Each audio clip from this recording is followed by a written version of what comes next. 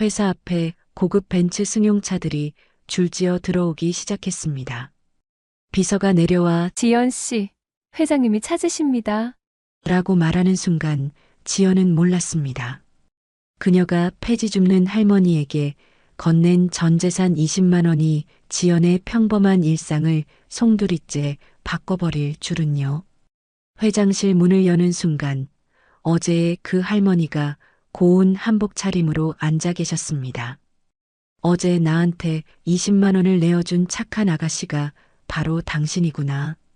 사연 시작 전 구독, 좋아요와 함께 어디서 보고 계신지 댓글로 남겨주세요. 반갑게 인사드릴게요. 그날 아침도 여느 때와 같았습니다.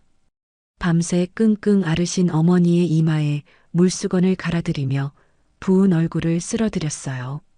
한때는 고왔던 얼굴이 고된 세월과 병마에 쓰러져 그늘만 깊게 패여 있었습니다.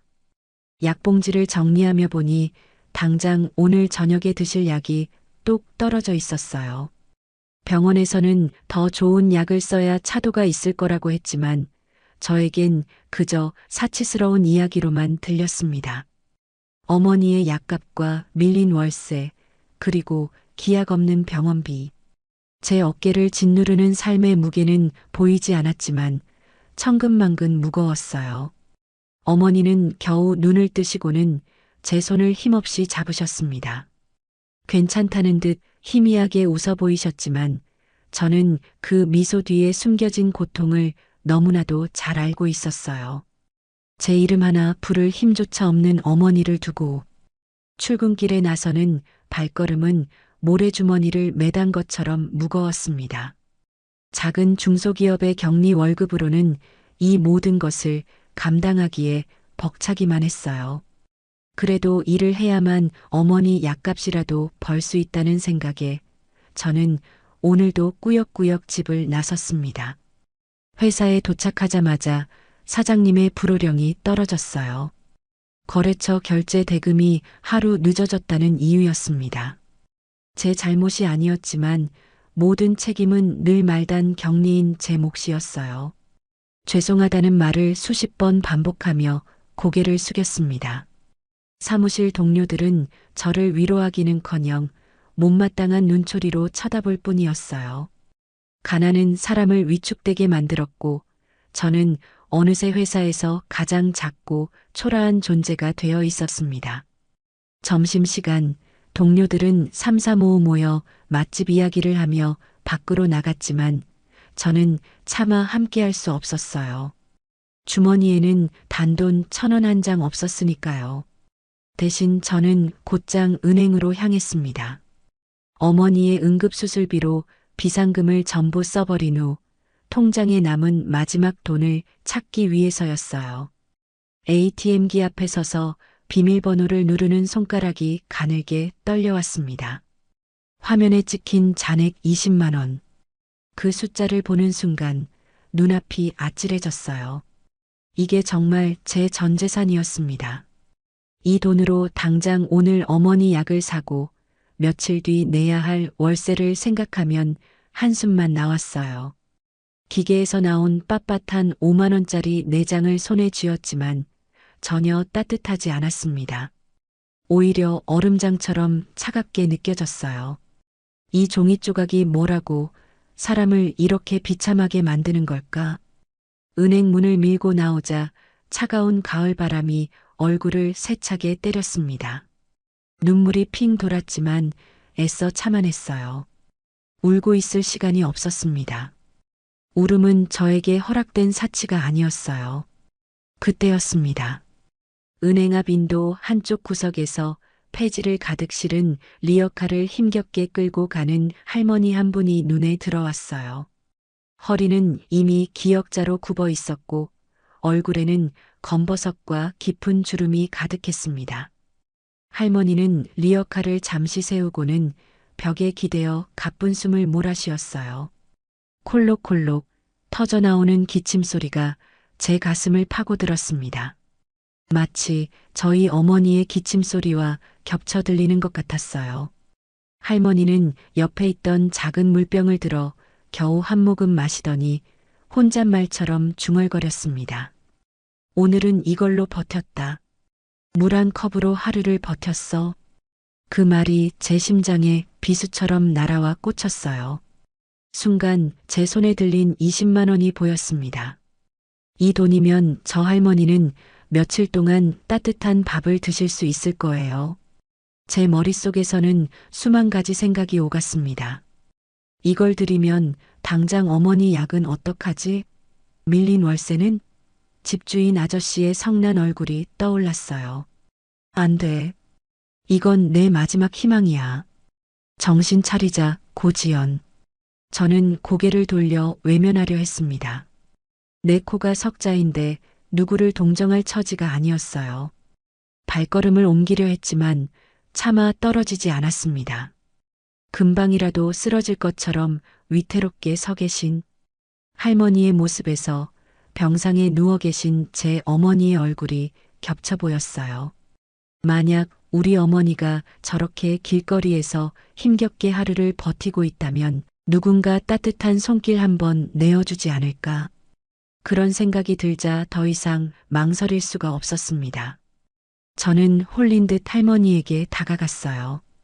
그리고 제 손에 꼭 쥐고 있던 20만 원을 할머니의 거칠고 주름진 손에 쥐어드렸습니다. 할머니는 너무 놀라 동그래진 눈으로 저를 쳐다보셨어요. 어머니 생각이 나서요. 이걸로 꼭 따뜻한 밥 사드세요. 제 목소리는 형편없이 떨리고 있었지만 진심이었습니다. 할머니는 한참 동안 제 얼굴과 돈을 번갈아 보더니 떨리는 목소리로 물었어요. 아가씨, 이걸 나한테 다 주면 어떡해? 아가씨는 어쩌려고? 괜찮아요. 저는 괜찮습니다. 저는 아직 젊잖아요. 할머니의 눈가에 물기가 어리는 것이 보였어요. 제 눈에도 뜨거운 것이 차올랐지만 애써 웃어 보였습니다. 그리고는 도망치듯 그 자리를 빠져나왔어요. 뒤돌아볼 용기가 나지 않았습니다. 통장이 텅 비었다는 사실보다 제 마음 한구석이 이상하게 채워지는 기분이 들었어요. 차가운 바람은 여전히 불어왔지만 어쩐지 춥지 않았습니다. 사무실로 돌아오는 내내 저는 멍하니 길바닥만 보고 걸었어요. 방금 제가 한 행동이 과연 잘한 일이었을까? 후회와 안도감이 뒤섞여 마음이 복잡했습니다. 하지만 분명한 것은 하나였어요. 만약 시간을 되돌린다고 해도 저는 똑같은 선택을 했을 거라는 사실이었습니다. 그날 제가 건넨 20만 원의 온기가 제 인생을 송두리째 바꿀 거라는 사실은 꿈에도 모른 채 말이에요. 새벽 5시 휴대폰이 요란하게 울렸습니다. 잠에서 깬 저는 화면을 보고 심장이 철렁 내려앉았어요. 집주인 아저씨였습니다. 손이 덜덜 떨리며 전화를 받았어요. 지연 씨, 월세가 또 늦었는데 언제 주실 거예요? 이번이 3번째라고요. 죄송해요. 이번 주 안에 꼭 입금해 드릴게요. 이번 주 안에요? 벌써 열흘이 넘었는데. 다음 주까지 안 들어오면 계약 해지하겠어요. 뚜뚜뚜. 전화가 끊어지는 소리가 새벽 정적을 깨뜨렸습니다. 저는 이불을 덮어쓰고 한참을 떨었어요. 월세 45만 원. 제 월급 120만 원에서 어머니 병원비와 약값을 빼면 늘 모자랐습니다. 어제 할머니께 드린 20만 원이 얼마나 큰 돈이었는지 새삼 실감이 났어요. 하지만 후회는 되지 않았습니다. 다만 현실이 더욱 막막해졌을 뿐이었어요. 어머니 방에서 기침 소리가 들려왔습니다. 살그머니 들어가 보니 어머니는 또 열이 나고 계셨어요. 이마가 뜨겁게 달아올라 있었습니다. 찬물에 적신 수건으로 열을 식혀드렸어요. 어머니는 힘없이 중얼거리셨습니다. 지연아, 내가 아프지만 않았어도 너 이렇게 고생 안 할 텐데.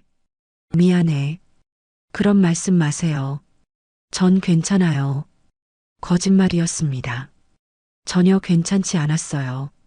하지만 어머니 앞에서만큼은 괜찮은 척해야 했습니다. 어머니의 손을 꼭 잡고 한참을 앉아 있었어요.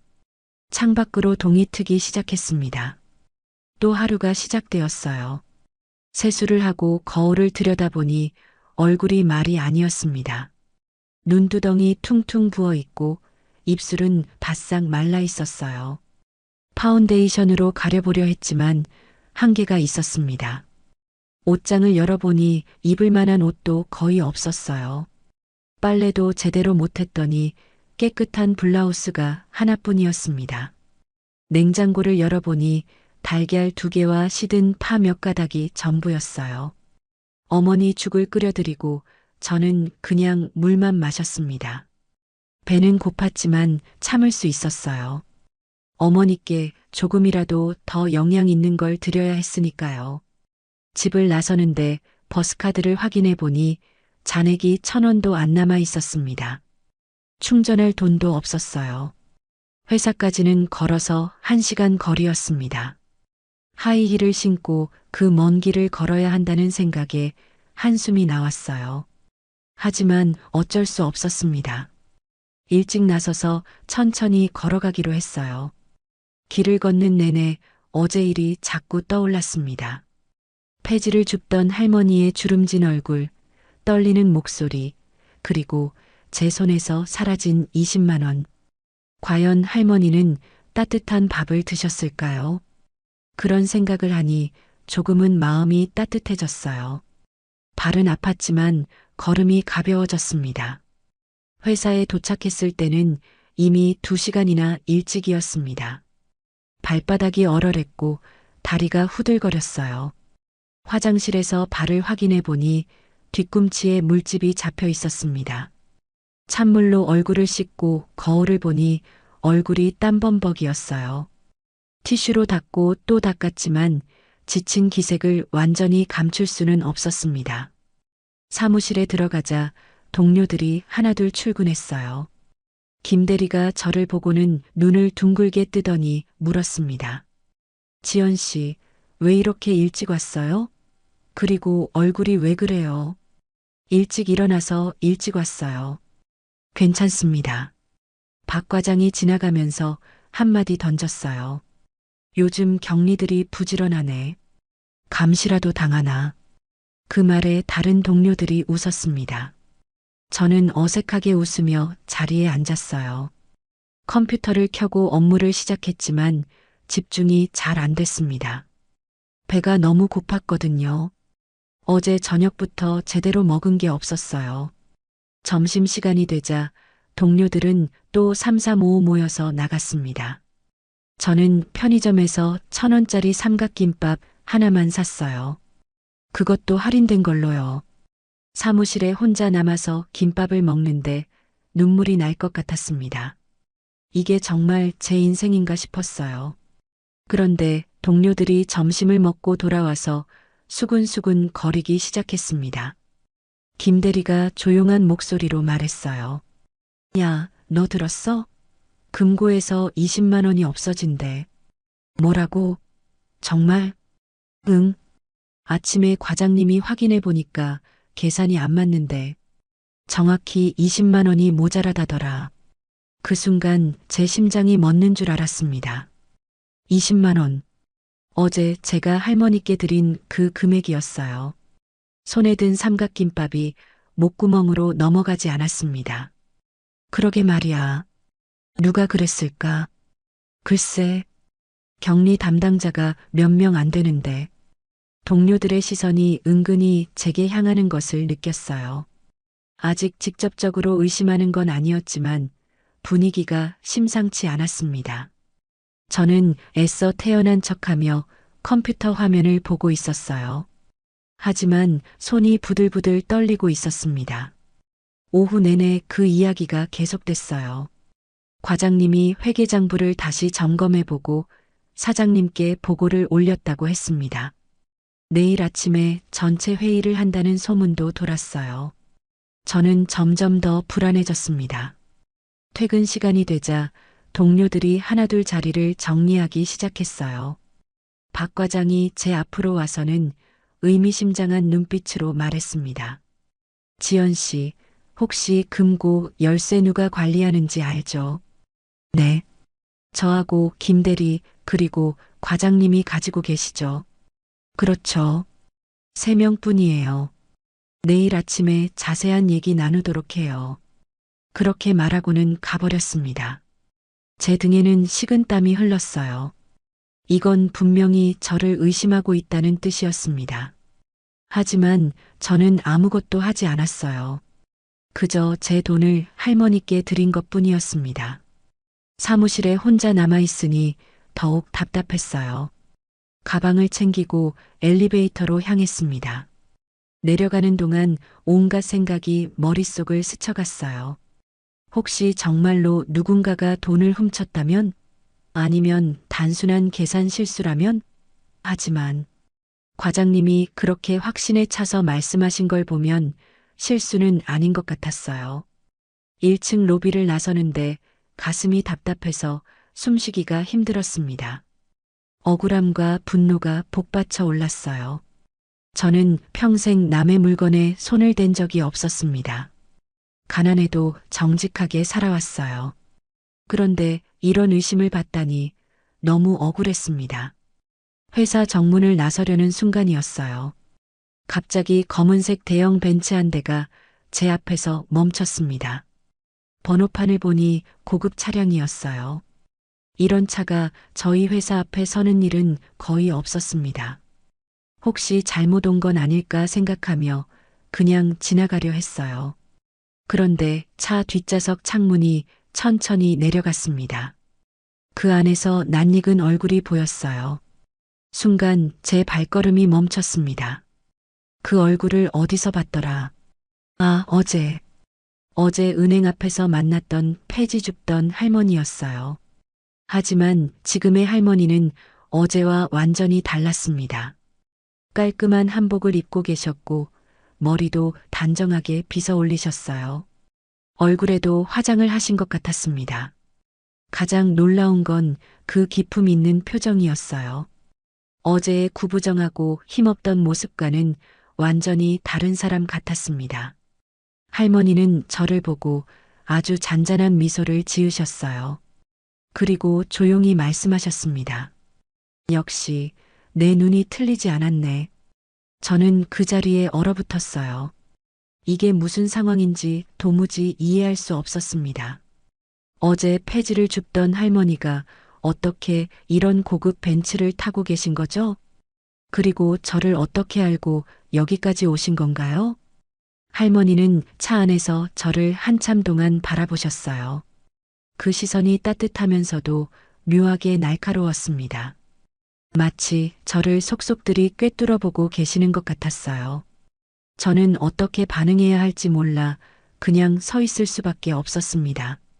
그때 할머니가 창문을 조금 더 내리시고는 말씀하셨어요. 내일 보자꾸나. 그리고는 차가 조용히 출발했습니다. 저는 멍하니 그 차가 사라지는 걸 바라봤어요. 머릿속이 완전히 하얗게 되었습니다. 도대체 무슨 일이 일어나고 있는 거죠? 어제의 일이 꿈이었나 싶을 정도로 혼란스러웠어요. 집으로 돌아가는 길 내내 저는 계속 뒤를 돌아봤습니다. 혹시 또 그 차가 따라오는 건 아닐까 하는 불안감 때문이었어요. 하지만 다행히 아무도 따라오지는 않았습니다. 그래도 마음은 편하지 않았어요. 너무 많은 일이 하루 사이에 일어났습니다. 그날 밤 꿈속에서도 검은 벤츠가 계속 나타났습니다. 할머니의 그 의미심장한 미소와 함께 말이에요. 새벽에 깨어나니 온몸이 식은땀으로 젖어 있었습니다. 뭔가 큰 일이 벌어질 것 같은 불길한 예감이 가슴을 짓눌렀어요. 어머니는 여전히 열이 나셨지만 저는 도저히 집중할 수가 없었습니다. 평소보다 1시간 일찍 집을 나섰어요. 오늘은 전체 회의가 있는 날이었거든요. 금고 분실 사건에 대한 조사가 있을 거라는 생각에 가슴이 두근거렸습니다. 버스비가 없어서 또 걸어야 했지만 오히려 차가운 공기가 머리를 맑게 해주는 것 같았어요. 회사에 도착하니 평소와는 다른 분위기였습니다. 직원들이 수군수군 거리고 있었고 관리팀에서는 뭔가 분주하게 움직이고 있었어요. 엘리베이터에서 만난 총무팀 직원이 저에게 말했습니다. 지연 씨, 들었어요? 오늘 특별감사가 온대요. 본사에서 직접. 네. 특별감사요? 네. 금고 사건 때문에 본사에서 파견 나온다더라고요. 저는 더욱 불안해졌어요. 본사에서 직접 사람이 온다는 건 사건이 생각보다 심각하다는 뜻이었습니다. 사무실에 들어가니 동료들의 시선이 예전보다 더 차가웠어요. 특히 김 대리는 저를 보고는 고개를 돌려버렸습니다. 9시 정각 전체 직원이 회의실에 모였어요. 사장님의 얼굴이 굳어 있었고 그 옆에는 정장을 입은 낯선 남자가 서 있었습니다. 중년의 남성으로 날카로운 눈빛이 인상적이었어요. 사장님이 입을 열었습니다. 어제 격리 금고에서 20만 원이 분실되는 사건이 발생했습니다.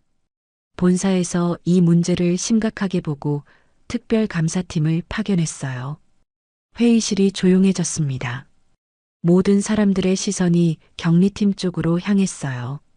저는 등에 식은땀이 흘렀습니다. 특별감사관이 차분한 목소리로 말했어요. 저는 본사 감사팀의 이 부장입니다. 이번 사건은 단순한 분실이 아닐 가능성이 높습니다. 철저히 조사하겠어요. 그때 과장님이 일어나서 말했습니다. 금고 열쇠는 3명만 가지고 있습니다. 저와 김대리 그리고 고지연 씨입니다. 순간 모든 시선이 저에게 집중됐어요. 얼굴이 화끈거렸습니다. 이 부장이 저를 쳐다보더니 물었어요. 고지연 씨, 어제 몇 시에 퇴근하셨나요? 6시에 퇴근했습니다. 퇴근 후에 어디 가셨나요? 집에 갔습니다. 중간에 다른 곳은 들르지 않으셨나요? 저는 잠시 망설였어요. 은행에 들른 얘기를 해야 할까요? 하지만 그러면 할머니 얘기까지 해야 할 것 같았습니다. 그 복잡한 상황을 어떻게 설명해야 할지 몰랐어요. 아니요. 바로 집에 갔습니다. 이 부장이 뭔가 메모를 했습니다. 그리고는 다른 직원들에게도 똑같은 질문을 했어요. 회의가 끝난 후 이 부장이 저를 따로 불렀습니다. 고지연 씨, 잠깐 개별 면담을 하겠습니다. 작은 회의실에서 1대1 면담이 시작됐어요. 이 부장은 제 개인정보를 자세히 물어봤습니다. 가족관계, 경제 상황, 최근 생활 패턴까지 말이에요. 저는 솔직하게 대답했습니다. 어머니가 아프시고 경제적으로 어렵다는 것까지 모두요. 그렇다면 20만 원이라는 돈이 상당히 큰 금액이겠네요. 네, 맞습니다. 혹시 최근에 큰 지출이 있으셨나요? 저는 또 망설였어요. 할머니께 돈을 드린 일을 말해야 할까요? 하지만 그걸 증명할 방법도 없었고 오히려 이상하게 들릴 것 같았습니다. 아니요, 특별한 지출은 없었습니다. 면담이 끝나고 사무실로 돌아오니 동료들의 시선이 더욱 차가워졌어요. 누군가 제 뒤에서 속삭이는 소리가 들렸습니다. 경제적으로 어렵다더라. 그럴만하지. 불쌍하긴 하지만 그래도 안 될 일은 안 되는 거 아니야? 저는 참을 수 없었어요. 하지만 대들 수도 없었습니다. 그저 묵묵히 일을 할 뿐이었어요. 점심시간에도 혼자 남아서 삼각김밥 하나로 때웠습니다. 식당에 가면 또 쑥덕거리는 소리를 들어야 할 테니까요. 오후 2시쯤 이상한 일이 벌어졌어요. 택배기사가 제 이름을 부르며 소포를 가져왔습니다. 보낸 사람은 익명이라고 되어 있었어요. 상자를 열어보니 고급 한정식 도시락이 들어 있었습니다. 그리고 작은 쪽지가 하나 있었어요. 어려운 시기에 몸이라도 챙기시길. 필체를 보니 할머니의 것 같았어요. 하지만 할머니가 어떻게 제 회사 주소를 알고 계신 걸까요? 그리고 이런 비싼 도시락을 보내주신 이유는 뭘까요? 머릿속이 복잡해졌습니다. 동료들이 제 책상 위에 도시락을 보고 수군거렸어요. 지연 씨 도시락 되게 비싸 보이는데 누가 보낸 거예요? 저는 당황해서 대답하지 못했어요. 사실 저도 정확히 누가 보낸 건지 확신할 수 없었거든요. 김 대리가 비꼬는 투로 말했습니다. 요즘 후원자라도 생겼나 봐요. 그 말에 다른 동료들이 웃었어요. 저는 얼굴이 빨개져서 도시락을 서랍에 넣었습니다. 도저히 먹을 수가 없었어요. 오후 4시쯤 또 이상한 일이 일어났습니다. 화환이 하나 배달되어 왔어요. 이번에도 제 이름으로 되어 있었습니다. 카드에는 힘내세요라고 적혀 있었어요. 사무실이 술렁거렸습니다. 지연 씨, 이건 뭐예요? 저도 모르겠어요. 과장님이 다가와서 물었어요. 고지연 씨, 이런 거 받을 일이 있어요? 저는 고개를 저었어요. 정말 모르겠었거든요. 하지만 마음 한편으로는 할머니가 보내신 게 아닐까 하는 생각이 들었습니다. 어제 벤치에서 내일 보자고 하셨잖아요. 퇴근 시간이 다가오자 저는 불안해졌어요. 오늘도 어제처럼 그 벤치가 나타날까요? 아니면 다른 일이 벌어질까요? 사무실을 정리하고 엘리베이터를 타는데 손이 떨렸습니다. 1층 로비에 내려와서 밖을 내다보니 정말로 어제와 똑같은 검은 벤츠가 서 있었어요. 이번에는 운전기사도 함께 있었습니다. 정장을 입은 중년 남성이었는데 마치 경호원 같아 보였어요. 저는 망설이며 회사 문을 나섰어요. 벤츠의 뒷좌석 창문이 내려갔고 할머니가 보였습니다. 오늘은 더욱 단정한 모습이셨어요. 진주 목걸이를 하고 계셨고 품격 있는 아우라가 느껴졌습니다. 할머니가 손짓으로 저를 부르셨어요. 저는 조심스럽게 다가갔습니다. 타거라. 네. 차에 타보렴. 저는 어찌할 바를 모르겠었어요. 모르는 사람의 차에 타는 건 위험하다고 배웠거든요. 하지만 할머니의 눈빛이 너무 친근했습니다. 어제 제가 도움을 드린 그 할머니가 맞았어요. 할머니가 다시 말씀하셨어요. 걱정 마라. 해칠 생각은 없어. 그냥 차나 한잔 하자. 저는 결국 차에 탔어요. 차 안은 고급스러웠습니다. 가죽 시트의 냄새가 났고 모든 것이 반짝반짝했어요. 할머니는 저를 보고 미소 지으셨습니다. 많이 힘들지? 네. 요즘 회사에서 일 말이야. 힘들지 않니? 저는 깜짝 놀랐어요. 할머니가 어떻게 제 회사 상황을 알고 계신 거죠? 어떻게 아세요? 다 안다. 너 때문에 억울하게 의심받고 있는 것도 알고. 저는 더욱 놀랐어요. 도대체 이 할머니는 누구신 걸까요? 어떻게 이런 것까지 다 알고 계시는 거죠? 할머니가 조용히 말씀하셨어요. 어제 내가 준 그 마음 잊지 않겠다. 그런 마음을 가진 아이가 나쁜 일을 할 리 없지. 차는 조용히 시내를 달렸어요. 저는 창밖을 보며 생각했습니다. 이 모든 상황이 너무 이상했어요. 우연의 일치치고는 너무 많은 일들이 겹쳐서 일어나고 있었습니다. 분명 뭔가 제가 모르는 일이 벌어지고 있는 것 같았어요. 그날 오후 회사에 낯선 여성이 나타났습니다. 하이힐 소리가 복도에 울려 퍼졌어요.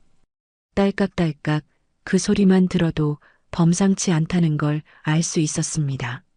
저는 서류를 정리하던 손을 멈추고 고개를 들었어요.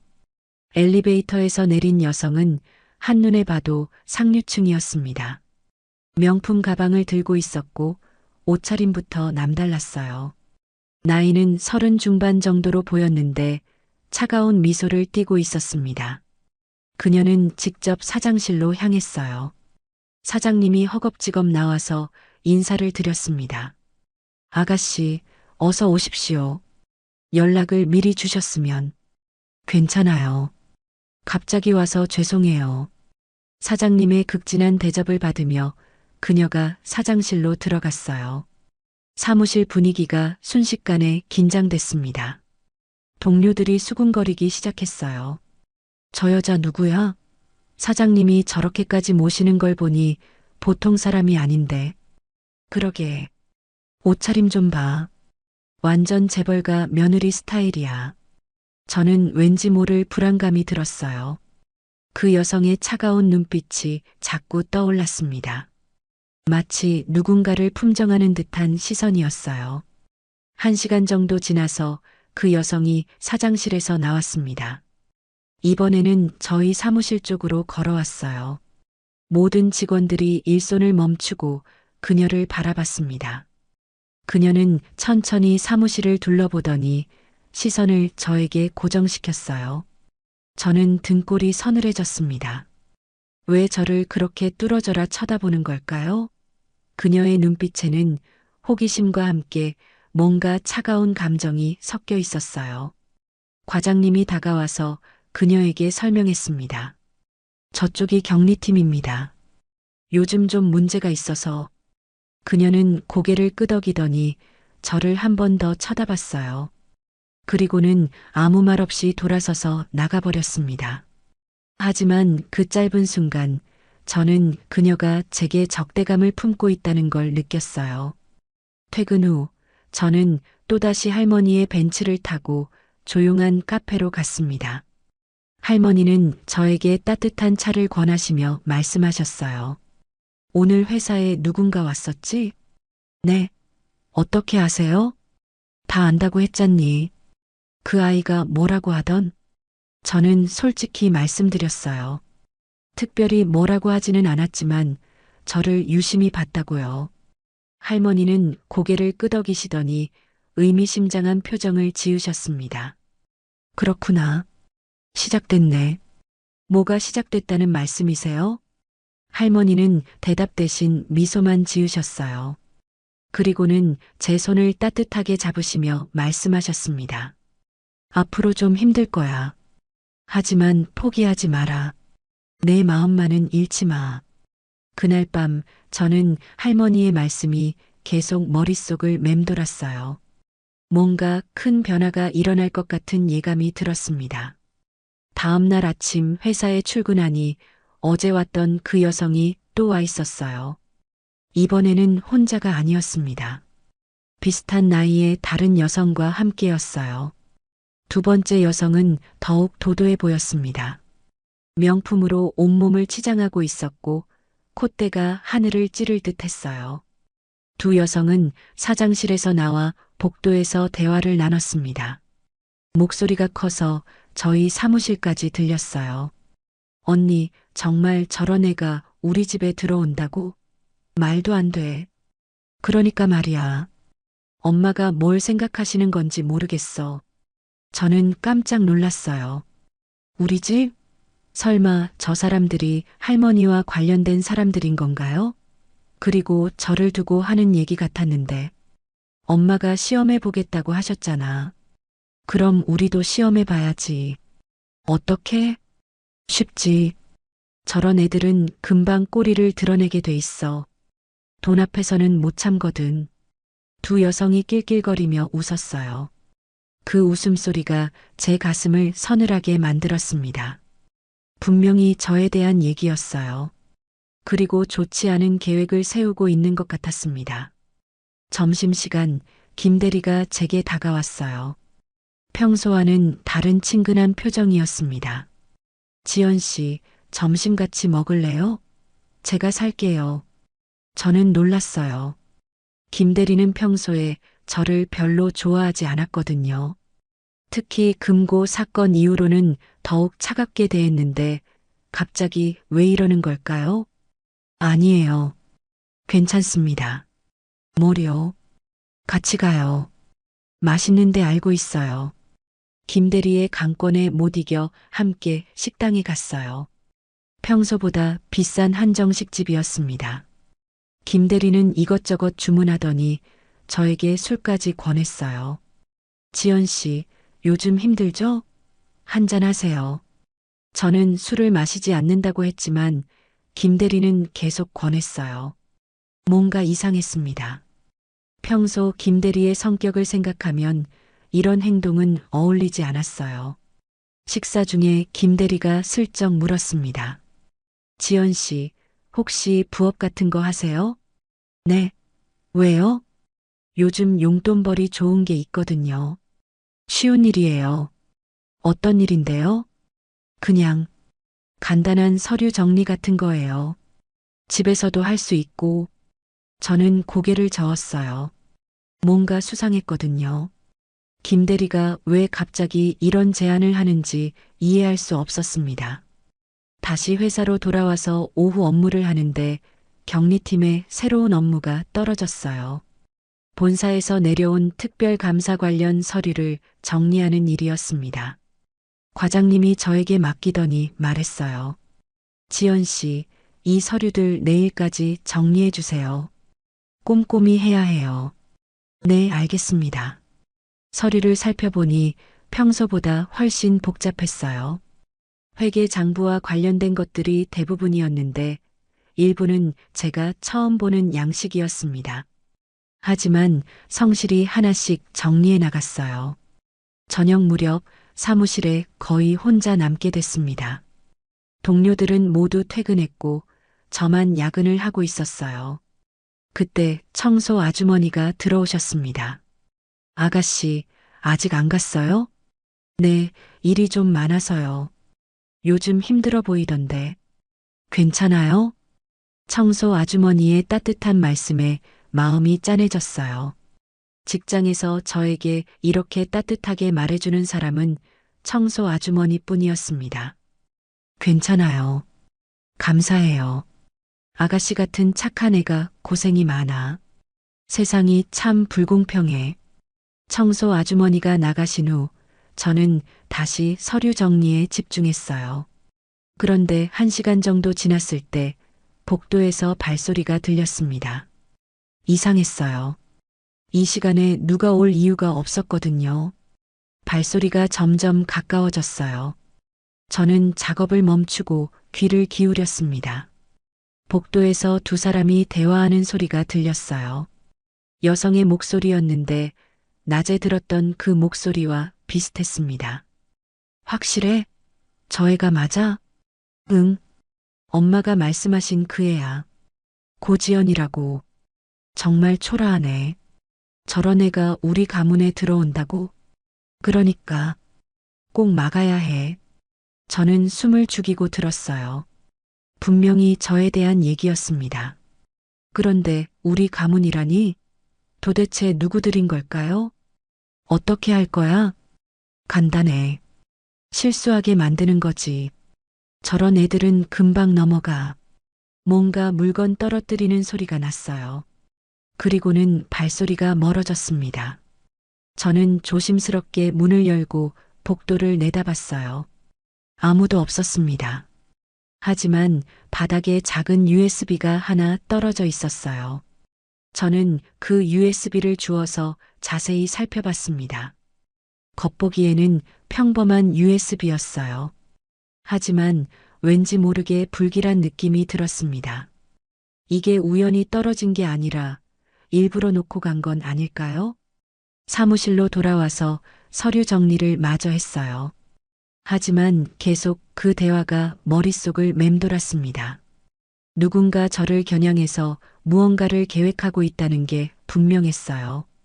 그리고 그것은 좋지 않은 일일 거였습니다. 퇴근할 시간이 되자 저는 가방을 챙겼어요. 그 USB도 함께 넣었습니다.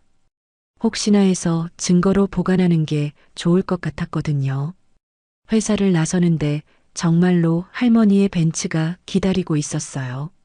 저는 차에 타서 오늘 있었던 일들을 말씀드렸습니다. 할머니는 조용히 들으시더니 고개를 끄덕이셨어요. 역시 시작됐구나. 할머니, 도대체 무슨 일이 일어나고 있는 건가요? 할머니는 잠시 망설이시더니 말씀하셨어요. 곧 알게 될 거야. 하지만 그 전까지는 조심해야 해. 특히 함정에 빠지지 않도록. 함정이요? 내가 잘못한 것처럼 보이게 만들려고 할 거야. 절대 넘어가면 안 된다. 저는 등골이 서늘해졌어요. 정말로 누군가 저를 함정에 빠뜨리려고 하고 있다는 뜻이었습니다. 그런데 왜 제가 뭘 잘못했다고? 할머니가 제 손을 꼭 잡으시며 말씀하셨어요. 힘들겠지만 견뎌라. 진실은 반드시 밝혀질 거야. 그날 밤 저는 잠들 수가 없었어요. 낮에 주워온 USB를 계속 바라보며 생각했습니다. 이게 정말 함정의 시작일까요? 그리고 저를 노리는 사람들은 도대체 누구일까요? 창밖을 보니 어둠이 깔려 있었어요. 하지만 그 어둠보다 더 깊은 불안이 제 마음을 감싸고 있었습니다. 뭔가 큰 위기가 다가오고 있다는 직감이 들었어요. 그날 아침 사무실 분위기가 심상치 않았습니다. 평소보다 일찍 출근한 직원들이 웅성거리고 있었고 과장님의 얼굴이 굳어 있었어요. 저는 가슴이 두근거리며 자리에 앉았습니다. 뭔가 큰일이 벌어진 것 같았어요. 김 대리가 다급하게 다가와서 말했습니다. 지연 씨, 큰일 났어요. 어제 정리한 서류에 문제가 있대요. 무슨 문제요? 회계장부가 안 맞는다고 과장님이 찾으라고 하네요. 저는 서둘러 어제 정리한 서류들을 확인했어요. 분명히 꼼꼼하게 했는데 뭐가 문제일까요? 서류를 하나씩 살펴보는데 손이 떨렸습니다. 과장님이 험한 표정으로 다가왔어요. 고지연 씨, 이거 어떻게 된 거예요? 저는 서류를 받아보고 깜짝 놀랐습니다. 분명히 제가 작성한 서류가 맞는데 숫자가 달라져 있었어요. 어제 확인할 때는 분명히 정확했는데 지금 보니 계산이 틀려 있었습니다. 이상해요. 어제는 분명히 맞았는데 뭐가 맞았다는 거예요? 20만 원이나 차이가 나는데 제 머릿속이 하얘졌어요. 또 20만 원이었습니다. 금고에서 사라진 돈과 똑같은 금액이었어요. 이건 우연의 일치가 아니었습니다. 과장님이 계속 추궁했어요. 어제 혼자 야근했죠? 그때 뭔가 조작한 거 아니에요? 아니에요. 저는 그런 일 안 했어요. 그럼 이 숫자는 어떻게 설명할 건데요? 저는 할 말이 없었어요. 분명히 어제는 정확했는데 하룻밤 사이에 어떻게 이렇게 바뀔 수 있을까요? 누군가 일부러 조작한 게 분명했습니다. 사무실 분위기가 더욱 싸늘해졌어요. 동료들이 저를 보는 시선이 차갑게 변했습니다. 어제까지도 그저 의심의 눈빛이었다면 지금은 확신에 찬 비난의 시선이었어요. 이 부장이 나타났습니다. 어제 특별감사를 했던 그 사람이었어요. 그는 서류를 살펴보더니 고개를 저었습니다. 이건 명백한 조작이군요. 저는 발끈했어요. 조작이 아니에요. 누군가 제 서류를 바꾼 거예요. 증거가 있나요? 저는 대답할 수 없었어요. 증거가 없었거든요. 어제 혼자 야근을 했고 그 후에 누가 들어왔는지 알 수도 없었습니다. 이 부장이 차분한 목소리로 말했어요. 고지연 씨, 이건 너무 명백합니다. 서명도 당신 것이고 필체도 당신 것이에요. 저는 서류를 다시 봤어요. 정말로 제 서명이 있었습니다. 하지만 저는 그런 잘못된 숫자에 서명한 기억이 없었어요. 분명히 누군가 제 서명을 위조했거나 아니면 제가 서명한 후에 숫자를 바꾼 거였습니다. 그때 김 대리가 조심스럽게 말했어요. 어제 지연 씨가 USB 하나 주었다고 했잖아요. 혹시 그거? 저는 깜짝 놀랐어요. 어제 복도에서 주운 USB 얘기를 김 대리에게 했었나요? 기억이 나지 않았는데. USB요? 무슨 USB요? 이 부장이 날카롭게 물었어요. 저는 어쩔 수 없이 어제 일을 설명했습니다. 복도에서 주운 USB와 들었던 대화까지 모두요. 그 USB 어디 있어요? 가방에 있어요. 가져와 보세요. 저는 떨리는 손으로 가방에서 USB를 꺼냈어요. 이 부장이 그것을 받아서 컴퓨터에 꽂았습니다. 화면에 뭔가 파일들이 나타났어요. 제가 보기에는 회계 프로그램 같았습니다. 이 부장의 표정이 굳어졌어요. 이게 뭔지 아세요? 모르겠어요. 회계 조작 프로그램이에요. 서명을 위조하고 숫자를 바꿀 수 있는 거죠. 제 얼굴에서 피가 싹 빠졌어요. 이게 바로 함정이었습니다. 누군가 일부러 그 USB를 떨어뜨려서 제가 죽게 만든 거였어요. 그리고 그걸 증거로 저를 범인으로 몰아가려는 거였습니다. 저는 필사적으로 해명했어요. 이건 제가 만든 게 아니에요. 누군가 일부러 떨어뜨린 거예요. 하지만 아무도 믿어주지 않았어요. 오히려 더욱 의심스러운 눈빛으로 저를 바라봤습니다. 그러게요. 그런 중요한 걸 왜 주워왔을까요? 보통 사람이라면 그냥 지나쳤을 텐데. 저는 절망감에 빠졌어요. 무엇을 말해도 믿어주지 않을 것 같았습니다. 모든 증거가 저를 가리키고 있었고, 저는 그것을 반박할 방법이 없었어요. 오후에 인사위원회가 소집됐습니다. 사장님을 비롯해서 임원들이 모두 참석했어요. 저는 그들 앞에 서서 떨고 있었습니다. 사장님이 엄한 목소리로 말했어요. 고지연 씨, 이번 일은 너무 심각합니다. 회사의 신뢰를 실추시켰어요. 사장님, 저는 정말 안 했어요. 누군가 저를 함정에 빠뜨린 거예요. 증거를 보세요. 이건 누가 봐도 당신이 한 일이야. 인사팀장이 차가운 목소리로 말했어요. 저는 눈물이 핑 돌았지만 참았습니다. 울면 더욱 약해 보일 것 같았거든요. 총무이사가 말했어요. 격리 담당자가 이런 일을 저지르다니. 회사 입장에서는 용납할 수 없습니다. 저는 마지막으로 호소했어요. 제발 믿어주세요. 저는 평생 정직하게 살아왔어요. 20만 원 때문에 이런 위험을 감수할 이유가 없어요. 하지만 그들의 마음은 이미 굳어져 있었어요.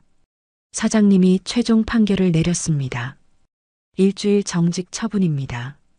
그리고 경찰 조사에 협조하시기 바랍니다. 경찰 조사? 제 다리에 힘이 빠졌어요. 이제 정말로 범죄자가 되는 건가요? 회의가 끝나고 사무실로 돌아오니 동료들이 모두 저를 피했어요. 아무도 눈을 마주치려 하지 않았습니다.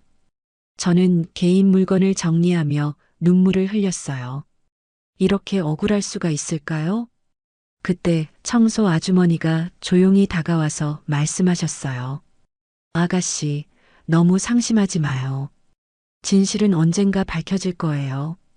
그 말에 저는 더욱 울컥했어요. 이 척박한 직장에서 저를 믿어주는 사람은 청소 아주머니 뿐이었습니다. 퇴근 시간, 저는 무거운 발걸음으로 회사를 나섰어요. 동료들의 시선이 등 뒤에서 따가웠습니다. 한 번도 이렇게 초라한 기분을 느껴본 적이 없었어요. 회사 앞에서 할머니의 벤츠가 기다리고 있었습니다. 저는 차에 타자마자 울음을 터뜨렸어요. 더 이상 참을 수가 없었습니다. 할머니가 제 등을 토닥이시며 말씀하셨어요. 많이 힘들었지. 울어도 돼. 저는 한참을 울었어요. 그동안 쌓였던 억울함과 분노가 모두 쏟아져 나왔습니다. 할머니는 아무 말씀 없이 저를 위로해 주셨어요. 울음이 그치고 나서 할머니가 말씀하셨어요. 이제 진짜가 시작이야. 무슨 말씀이세요? 지금까지는 준비 과정이었어. 이제부터가 진짜 시험이야.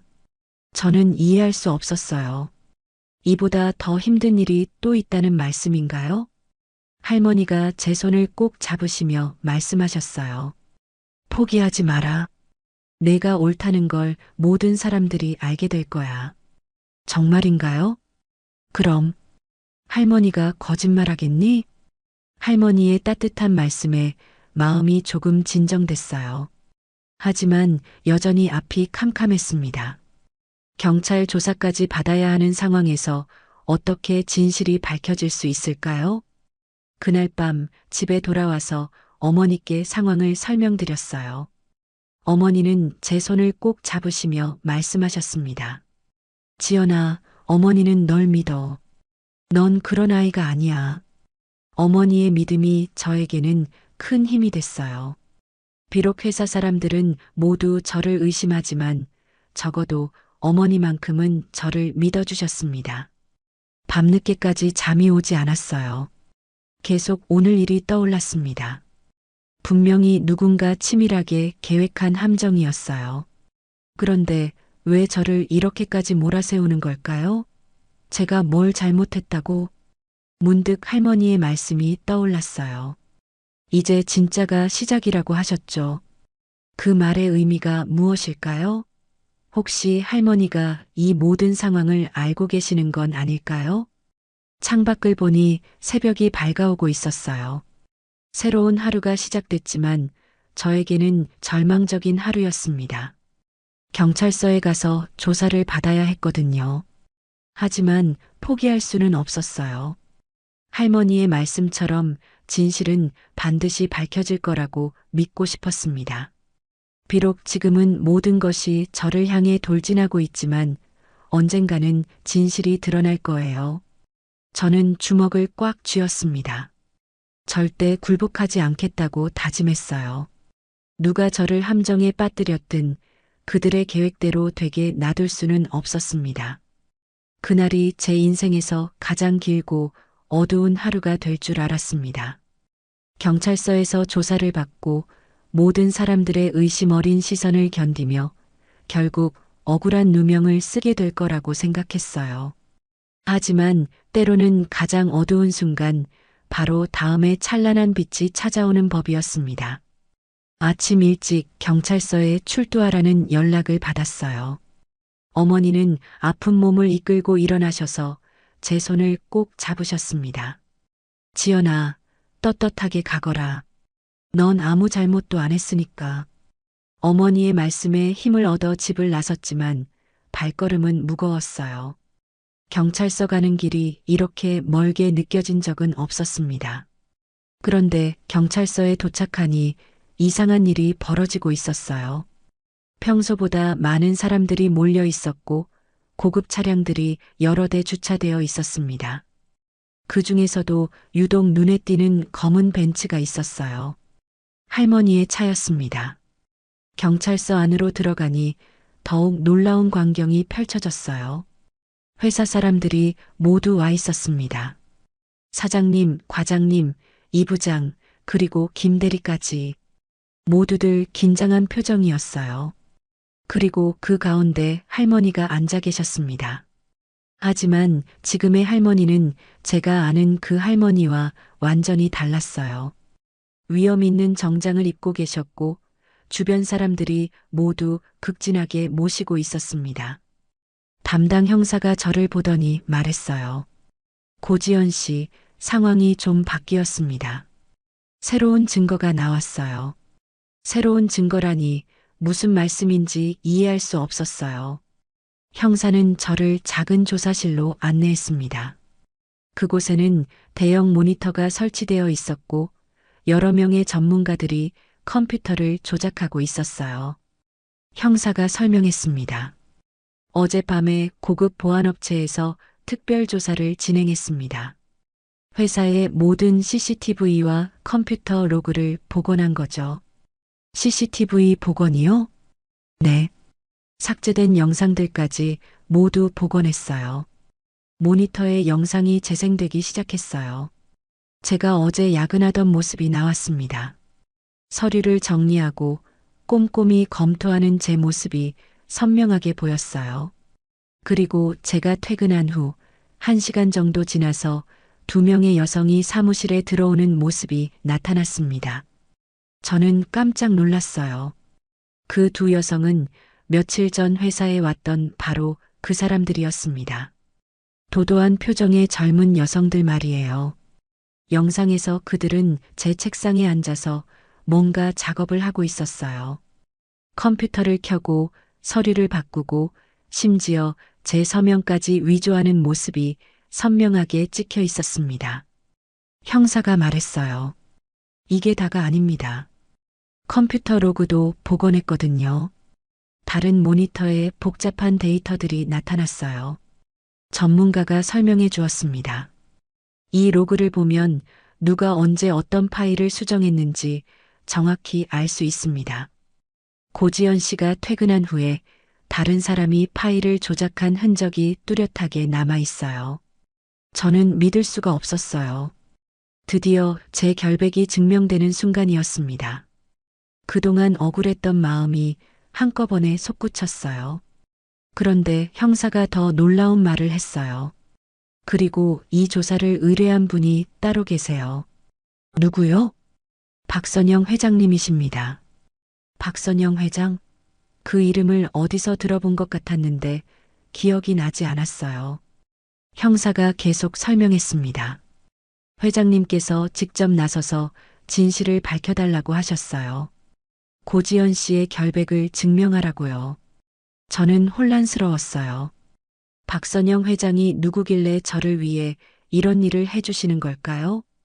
조사실 문이 열리고 할머니가 들어오셨어요. 하지만 지금의 할머니는 완전히 다른 사람 같았습니다. 위험 있는 걸음걸이, 날카로운 눈빛, 그리고 모든 것을 꿰뚫어 보는 듯한 표정이었어요. 할머니가 저를 보시며 따뜻하게 미소 지으셨어요. 고생 많았구나. 그제야 깨달았어요. 이분이 바로 박선영 회장이었습니다. 제가 폐지 줍는 할머니라고 생각했던 그분이 실제로는 거대한 기업의 회장이셨던 거예요. 저는 너무 놀라서 말을 잇지 못했어요.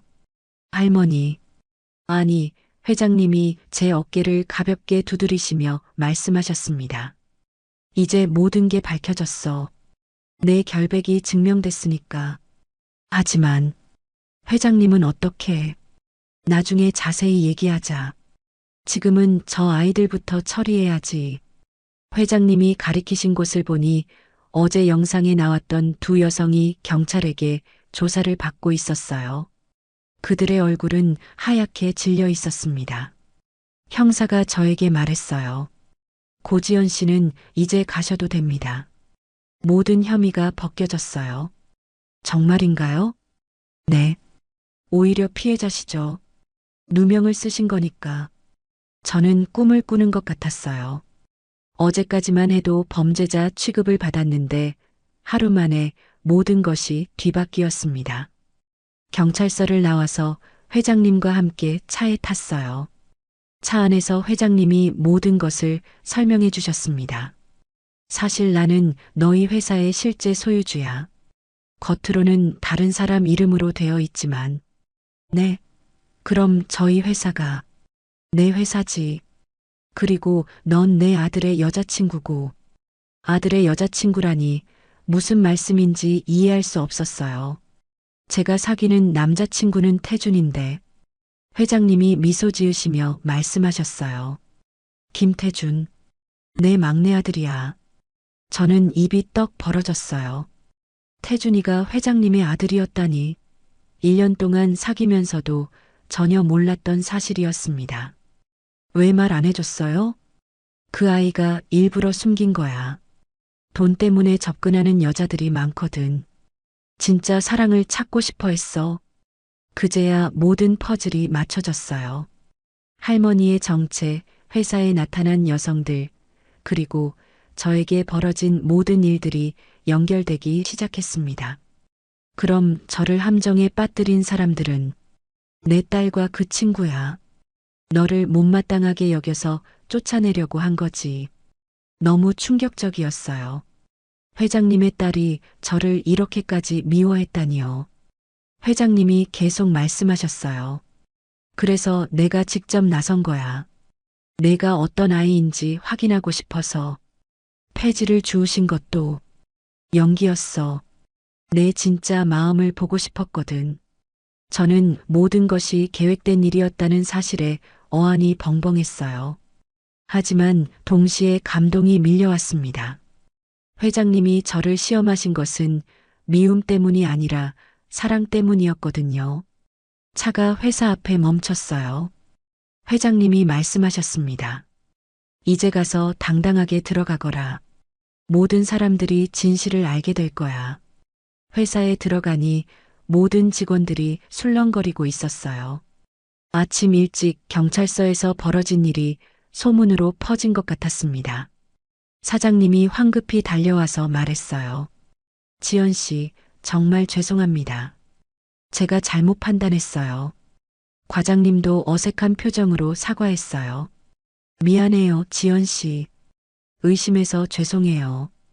동료들도 하나둘 와서 사과했습니다. 어제까지 저를 범죄자 취급했던 사람들이 갑자기 태도를 바꾸니까 씁쓸했어요. 하지만 화내고 싶지는 않았습니다. 점심시간에 회장님이 다시 나타나셨어요. 이번에는 태준이와 함께였습니다. 태준이는 미안한 표정으로 저를 바라봤어요. 지연아, 미안해. 진작 말했어야 했는데. 괜찮아요. 이해해요. 회장님이 사무실 전체에 들리도록 큰 목소리로 말씀하셨어요. 여러분, 소개합니다. 이 아이는 나를 살린 아이예요. 그리고 우리 집 며느리가 될 사람이고요. 사무실이 조용해졌어요. 모든 사람들이 믿을 수 없다는 표정으로 저를 바라봤습니다. 회장님이 계속 말씀하셨어요. 부자는 돈이 아니라 마음으로 구별되는 거예요. 이 아이는 마음이 부자인 사람이거든요. 그 순간 저는 눈물이 핑 돌았어요. 그동안 겪었던 모든 고통이 보상받는 기분이었습니다. 할머니, 아니, 시어머니께서 제 진가를 알아봐 주신 거였어요. 오후에 회장님의 딸과 그 친구가 회사에 왔어요. 이번에는 고개를 들지 못하고 있었습니다. 그들은 저에게 와서 깊숙이 고개를 숙였어요. 정말 죄송합니다. 용서해 주세요. 저는 그들을 보며 생각했어요. 복수하고 싶은 마음도 있었지만 그보다는 모든 것이 잘 해결되어서 다행이라는 생각이 들었습니다. 괜찮아요. 이제 다 지난 일이에요. 그날 퇴근길 태준이가 저를 데리러 왔어요. 그리고 회장님도 함께 계셨습니다. 세 사람이 함께 저녁을 먹으며 앞으로의 일들을 이야기했어요. 회장님이 말씀하셨어요. 이제 정식으로 우리 가족이 되는 거야. 환영해, 지연아. 그 말씀에 저는 행복감에 가슴이 벅차올랐어요. 며칠 전까지만 해도 절망의 나락에 있었는데 이제는 새로운 가족을 얻게 되었습니다. 집에 돌아와서 어머니께 모든 것을 말씀드렸어요. 어머니는 눈물을 흘리시며 기뻐하셨습니다. 지연아, 정말 다행이구나. 착하게 살더니 복이 온 거야. 그날 밤 저는 창밖을 보며 생각했어요. 때로는 가장 어려운 시련이 가장 큰 축복으로 바뀌기도 한다는 걸 배웠습니다. 그리고 진심은 결국 통한다는 것도요. 가난한 게 부끄러운 게 아니라 마음이 비뚤어진 게 부끄러운 거다. 시어머니의 그 한마디가 넓은 회의실을 가득 채웠습니다. 저는 그 순간을 평생 잊지 못할 거예요. 모든 진실이 밝혀진 지 3일 후 시어머니께서 회사 전체 임직원이 참석하는 공개 회의를 소집하셨거든요. 단순한 해명이 아니라 올바른 가치관에 대한 교육의 시간이었습니다. 그날 아침 저는 평소와 다른 마음으로 출근했어요. 더 이상 고개를 숙이고 다닐 필요가 없었습니다. 진실이 밝혀졌고 저의 결백이 증명되었으니까요. 하지만 무엇보다 가슴 뿌듯했던 건 시어머니께서 저를 인정해 주셨다는 사실이었어요. 회의실에는 평소보다 훨씬 많은 사람들이 모여 있었습니다. 본사 임원들까지 참석했고 심지어 다른 계열사 대표들도 와 있었어요. 모두들 긴장한 표정이었습니다. 박선영 회장이 직접 주재하는 회의라는 소문이 돌았거든요. 저는 앞자리에 앉아 있었어요. 태준이가 제 옆에 있어서 마음이 든든했습니다. 하지만 여전히 떨렸어요. 이렇게 많은 사람들 앞에서 제 이야기가 공개될 줄은 몰랐거든요. 시어머니께서 회의실에 들어오시자 모든 사람들이 일어났습니다. 위험 있는 걸음걸이로 단상에 오르신 시어머니의 모습은 정말 카리스마가 넘쳤어요. 며칠 전까지 폐지를 줍던 그 할머니와는 완전히 다른 모습이었습니다. 시어머니께서 천천히 둘러보시며 말씀을 시작하셨어요. 오늘 이 자리를 마련한 이유는 단순히 사건을 해명하기 위해서가 아닙니다. 우리가 진정 소중히 여겨야 할 가치가 무엇인지 다시 생각해 보자는 거죠. 회의실이 조용해졌어요. 모든 사람들이 시어머니의 말씀에 집중하고 있었습니다. 지난 며칠간 일어난 일들을 모두 알고 계시겠지만 다시 한번 정리해 보겠습니다. 시어머니께서는 차근차근 사건의 전말을 설명하셨어요. 제가 어떻게 억울한 누명을 쓰게 되었는지, 누가 저를 함정에 빠뜨렸는지, 그리고 어떻게 진실이 밝혀졌는지까지 모든 것을 말씀하셨습니다. 특히 제가 마지막 20만 원을 폐지 줍는 할머니께 드린 이야기를 하실 때는 목소리에 감정이 실려 있었어요. 이 아이는 자신도 어려운 상황에서 더 어려운 사람을 도왔습니다. 그것도 전 재산을 털어서 말이에요. 저는 얼굴이 빨개졌어요. 이렇게 많은 사람들 앞에서 제 이야기가 나오니까 부끄러웠거든요. 하지만 시어머니의 따뜻한 시선을 느낄 수 있었습니다. 그런데 일부 사람들은 이 아이를 시기하고 질투했습니다. 가난하다는 이유로 무시하고 심지어 범죄자로 몰아세우려 했어요. 시어머니의 목소리가 점점 단호해졌어요. 회의실 안의 분위기도 숙연해졌습니다. 저는 여러분께 묻고 싶습니다. 사람의 가치를 무엇으로 판단해야 할까요? 통장 잔고로, 입고 있는 옷으로, 아니면 그 사람의 마음으로? 아무도 대답하지 않았어요. 시어머니께서 계속 말씀하셨습니다. 진정한 부자는 돈이 많은 사람이 아닙니다. 남을 도울 줄 아는 마음을 가진 사람이에요. 가난해도 나눌 줄 아는 사람이 진짜 부자인 거죠. 그때 회의실 뒤쪽에서 훌쩍이는 소리가 들렸어요. 시어머니의 딸, 그러니까 태준이의 누나가 고개를 숙이고 울고 있었습니다. 그 옆에는 저를 함정에 빠뜨린 그 친구도 있었어요. 시어머니께서 그들을 바라보시며 말씀하셨어요. 가난한 게 부끄러운 게 아니라 마음이 비뚤어진 게 부끄러운 거다. 그 말씀이 회의실을 가득 채웠어요. 모든 사람들이 숨을 죽이고 들었습니다. 저는 가슴이 뭉클해졌어요. 시어머니께서 저를 위해 이렇게까지 해주시다니 감사한 마음이 넘쳤습니다. 시어머니의 딸이 일어났어요. 얼굴이 눈물범벅이 된 채로 앞으로 나왔습니다. 그리고는 저 앞에서 무릎을 꿇었어요. 지연 언니, 정말 죄송해요. 갑작스러운 일이라 저는 당황했어요. 급히 일으켜 세우려 했지만 그녀는 계속 무릎을 꿇고 있었습니다. 저는 정말 잘못 생각했어요. 언니가 우리 오빠를 돈 때문에 만나는 줄 알았어요. 아니에요. 일어나세요.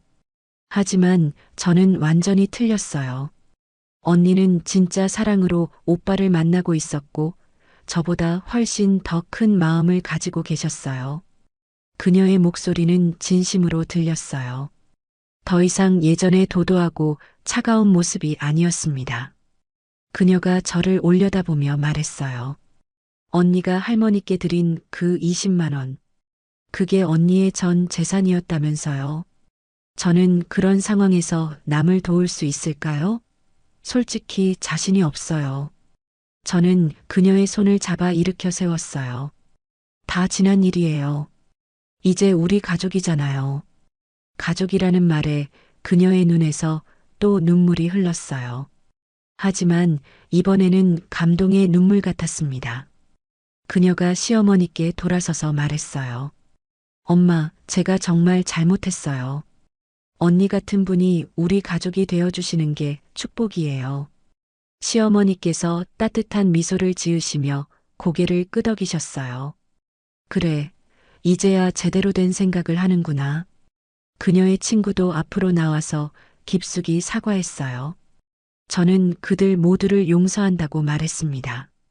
복수하고 싶은 마음은 전혀 없었어요. 오히려 이 모든 일이 우리를 더 가깝게 만들어준 것 같았습니다. 시어머니께서 제게 다가오셨어요. 그리고는 제 손을 꼭 잡으시며 모든 사람들에게 말씀하셨습니다. 여러분, 다시 한번 소개합니다. 이 아이는 고지연이고 이미 우리 가족입니다. 회의실에 박수 소리가 울려 퍼졌어요. 진심 어린 박수였습니다. 저는 눈물이 나려는 것을 겨우 참았어요. 시어머니께서 계속 말씀하셨어요. 이 아이에게서 저는 진정한 부자의 모습을 봤습니다. 가진 게 없어도 남을 도울 줄 아는 마음, 어려워도 절망하지 않는 의지, 그리고 무엇보다 정직한 삶의 자세를요. 저는 가슴이 벅차올랐어요. 이런 인정을 받을 줄은 꿈에도 몰랐거든요. 앞으로 이 아이는 우리 회사의 중요한 가족입니다. 모든 분들이 따뜻하게 대해주시기 바랍니다. 회의가 끝난 후 많은 사람들이 저에게 와서 사과하고 축하해 주었어요. 평소에 저를 무시하던 사람들도 이제는 존중하는 눈빛으로 바라봤습니다. 특히 청소 아주머니가 와서 제 손을 꼭 잡으시며 말씀하셨어요. 아가씨, 정말 다행이야. 착한 사람이 복받는 걸 봐서 기뻐. 그 말에 저는 울컥했어요. 가장 어려웠을 때 저를 믿어주셨던 분이었거든요. 점심시간에 시어머니, 태준이, 그리고 이제는 시누이가 된 분과 함께 식사를 했어요. 분위기가 정말 화기애애했습니다. 마치 오랫동안 가족이었던 것처럼 자연스러웠어요. 시누이가 저에게 말했어요. 언니 정말 미안해요. 그리고 고마워요. 언니 덕분에 제가 많이 배웠어요. 저도 배운 게 많아요. 이제 우리 진짜 가족이니까 편하게 지내요. 시어머니께서 흐뭇한 표정으로 우리를 바라보셨어요. 이렇게 화목한 모습 보니까 마음이 놓인다. 태준이도 좋은 여자 만났어. 태준이가 부끄럽게 웃으며 말했어요. 엄마, 저도 지연이 덕분에 많이 배우고 있어요. 진짜 사랑이 뭔지 알게 됐거든요. 오후에는 어머니께 좋은 소식을 전해드리러 갔어요.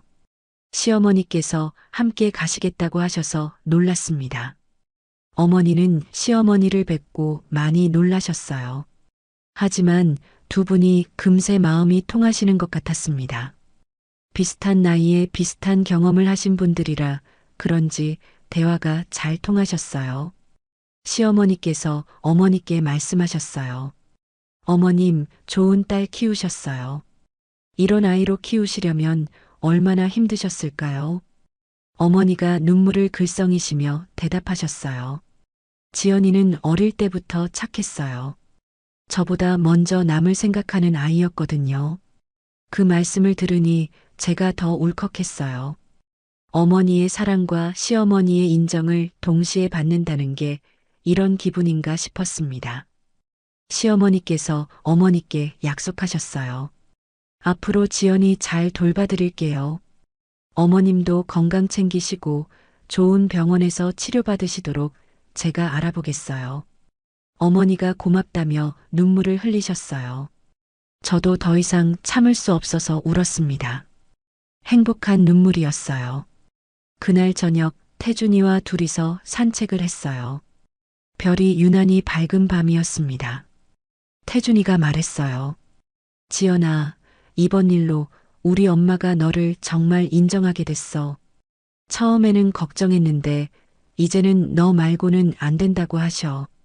저도 시어머니를 정말 좋아해요. 처음에는 무서우셨는데 이제는 진짜 어머니 같아요. 우리가 겪은 일들이 모두 의미 있었던 것 같아. 힘들었지만 서로를 더 잘 알게 됐잖아. 맞아요. 이제 정말 가족이 된 기분이에요. 그날 밤 저는 일기장에 이런 글을 썼어요. 진심은 결국 통한다. 어떤 시련이 와도 포기하지 않으면 반드시 좋은 결과가 있다. 오늘 나는 진정한 가족을 얻었다. 창밖을 보니 달이 환하게 떠 있었어요. 마치 모든 일이 잘 해결된 것을 축하해 주는 것 같았습니다. 내일부터는 정말 새로운 인생이 시작될 거예요. 시어머니의 말씀처럼 마음이 부자인 사람으로 살아가고 싶었습니다. 그때를 생각하면 지금도 가슴이 따뜻해집니다. 어머니의 병실에 햇살이 가득 들어오던 그 오후 시어머니께서 직접 찾아오셔서 말씀하셨거든요. 이제 정말 가족이 되자고, 그리고 모든 사람들에게 당당히 보여주자고요. 그 순간부터 제 인생은 완전히 새로운 장으로 접어들었습니다. 결혼 준비는 꿈만 같았어요. 시어머니께서 모든 것을 세심하게 챙겨주셨습니다. 드레스 선택부터 예식장 예약까지 하나하나 정성스럽게 준비해 주시는 모습을 보며 저는 정말 행복했어요. 무엇보다 어머니의 치료비 걱정을 하지 않아도 된다는 게 가장 큰 안도였습니다. 어머니는 좋은 병원으로 옮기셔서 전문적인 치료를 받게 되셨어요. 시어머니께서 직접 알아봐 주신 덕분이었습니다. 의사 선생님도 치료 가능성이 충분하다고 말씀해 주셔서 정말 다행이었어요. 병실에서 어머니가 제 손을 잡으시며 말씀하셨습니다. 지연아, 어머니는 정말 행복해. 내가 이렇게 좋은 분들을 만나게 되어서.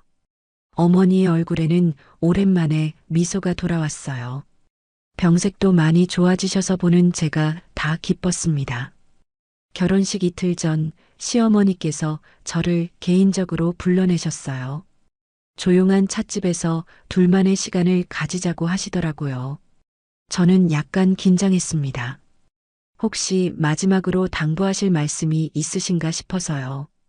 지연아, 그동안 많이 힘들었지? 아니에요. 오히려 감사해요. 시어머니께서 저를 이렇게 받아주셔서. 시어머니께서 따뜻한 미소를 지으시며 작은 상자를 내밀어 주셨어요. 열어보니 아름다운 진주 목걸이가 들어 있었습니다. 이건 우리 집안 며느리들이 대대로 물려받는 거야. 이제 내 차례가 됐어. 너무 귀한 거 아닌가요? 귀한 건 물건이 아니라 마음이지. 내가 보여준 그 마음이 진짜 귀한 거야. 시어머니의 말씀에 저는 눈물이 핑 돌았어요. 한때는 폐지를 줍는 할머니라고 생각했던 분이 이제는 진짜 어머니가 되어주셨습니다. 그날 저녁 태준이와 함께 산책을 하며 내일에 대한 설렘을 나눴어요. 태준이도 많이 긴장하고 있는 것 같았습니다. 지연아, 내일이면 정말 부부가 되는 거야. 아직도 꿈 같아요. 정말 제가 이런 행복을 누려도 되는 건가요? 당연하지. 넌 그럴 자격이 충분해. 아니, 넘쳐. 태준이의 진심 어린 말에 저는 가슴이 뭉클해졌어요. 1년 전만 해도 상상도 못했던 일들이었습니다. 결혼식 당일 아침, 저는 일찍 일어나서 창밖을 내다봤어요. 하늘이 정말 맑았습니다. 마치 저의 새로운 시작을 축복해 주는 것 같았어요. 준비를 하는 동안 마음이 벅찼습니다. 드레스를 입고 화장을 하면서도 계속 꿈꾸는 기분이었어요. 거울 속 제 모습이 낯설기까지 했습니다. 신우이가 와서 도와주었어요. 며칠 전 그 차가운 모습과는 완전히 달랐습니다. 진심으로 축하해주는 마음이 느껴졌어요. 언니 정말 예뻐요. 우리 오빠가 정말 행복할 거예요. 고마워요. 이제 정말 가족이네요. 네, 언니. 저도 언니 같은 가족이 생겨서 정말 기뻐요. 예식장으로 향하는 길에서 저는 깜짝 놀랐어요. 회사 앞에서 봤던 것과 똑같이 검은 벤츠들이 길게 줄지어 서 있었거든요. 하지만 이번에는 분위기가 완전히 달랐습니다. 모든 차에 하얀 리본이 달려 있었고 축제 같은 기분이었어요.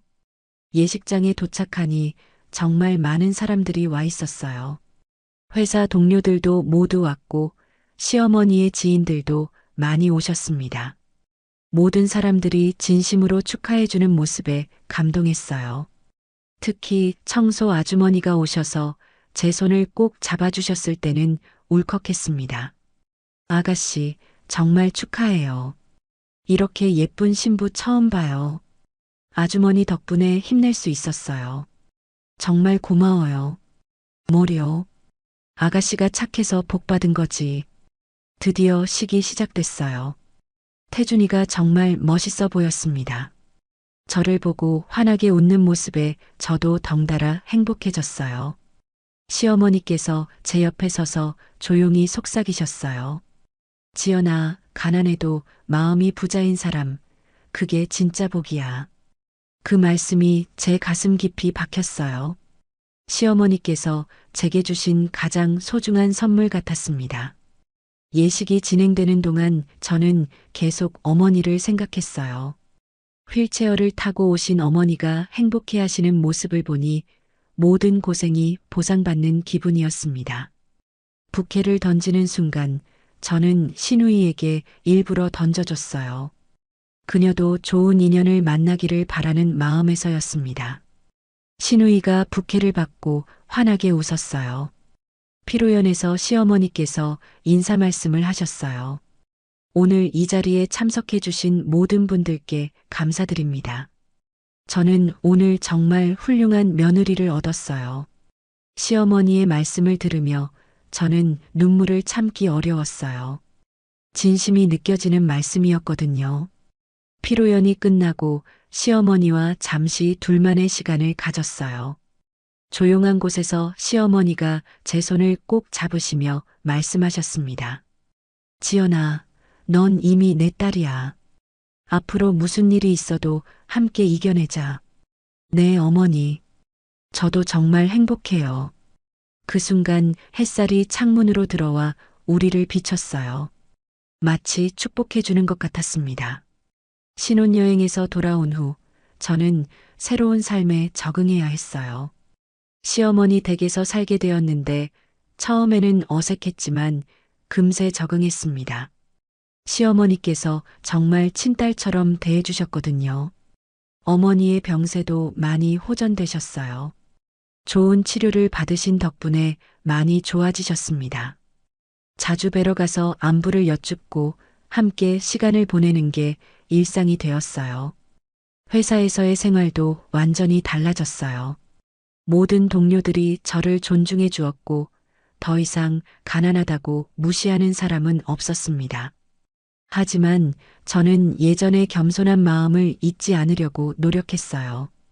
어느 날 시어머니께서 저에게 특별한 제안을 하셨어요. 지연아, 내가 경험한 일들을 다른 사람들에게도 나눠주면 어떨까? 어떤 말씀이세요? 어려운 상황에 있는 젊은 여성들을 도와주는 일 말이야. 내가 겪은 일들이 다른 사람들에게 희망이 될 수 있을 거야. 저는 그 제안에 깊이 감동했어요.